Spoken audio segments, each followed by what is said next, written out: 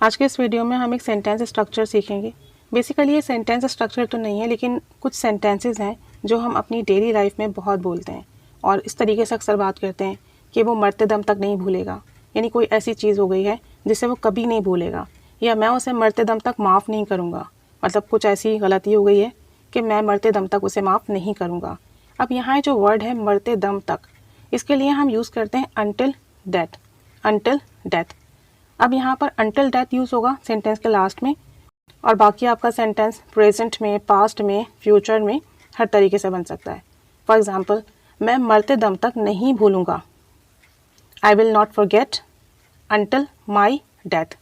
I will not forget until my death. अब चूँकि ये फ्यूचर का सेंटेंस है इसलिए विल नॉट आया है। एक और सेंटेंस देखें, मैं उसे मरते दम तक माफ़ नहीं करूँगा या नहीं करूँगी। आई will not forgive him until my death.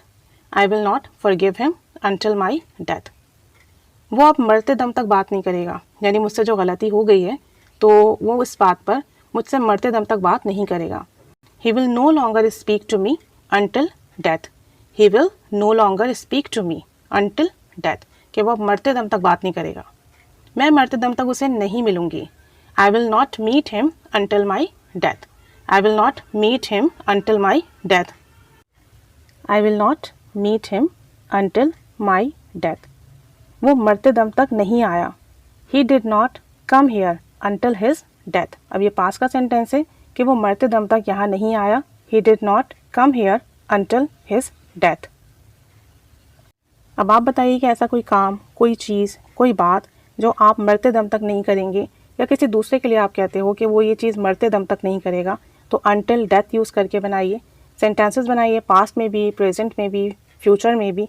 Practice कीजिए, अपनी कॉन्वर्जेशन में ऐड कीजिए। Keep staying with us. Thanks for watching.